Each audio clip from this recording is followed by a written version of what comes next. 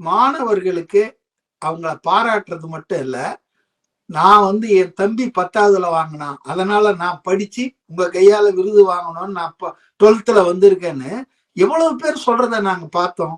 நிறைய காணொளிகள் நம்ம பள்ளி மாணவிகளை அந்த மாதிரி ஒரு பார்வையில நம்மளுக்கு இன்ஜெக்ட் பண்றாங்களோ அப்படிங்கிற ஒரு கேள்வி இங்க எழும்புது இல்ல. ஏன்னா பள்ளி மாணவிகள் வந்து அங்க போறாங்க, தன்னோட அண்ணனா பாக்குறாங்க, அங்க அவங்களுடைய அன்பை வெளிக்காட்டுறாங்களே தவிர அங்க எதுவும் நம்மளுக்கு தவறா சித்தரிக்கப்படவில்லை, தவறா எதுவும் குக்குடப்பா நமக்கு தெரியல.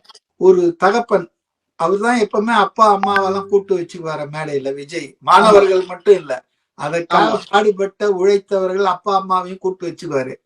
அப்போ ஒரு மாணவி விருது வாங்கின பிறகு அவங்க அப்பா பேசணும். இவரு பேசவே இல்லைங்க, பேச்சை குறைத்து செயலில் அதிக கவனத்தை செலுத்துறாரு விஜய். நம்ம ஆளுங்கன்னா அம்மூர் பொலிட்டீஷியன் மாமூலான மைக் அடிச்சா மைக் டைசன் ஆயிடுவாங்க எல்லாரும். மைக்க பிடிச்சா 1 மணி நேரம் 3/4 மணி நேரம் போட்டு துவம்சம் பண்ணி எதிர்க்க இருக்கிறவன் எப்படா முடிப்பான். ஆனா இவர் அப்படி இல்லை. அந்த முதல் கட்டத்துல பேசினாரு பாருங்க 6 நிமிஷம், அதுக்கப்புறம் அதுதான் திரும்ப திரும்ப நான் அட்வைஸ் பண்ண, இப்படிப்பட்ட நல்லவன் எவனா இருப்பான் நாங்க நாட்டுல.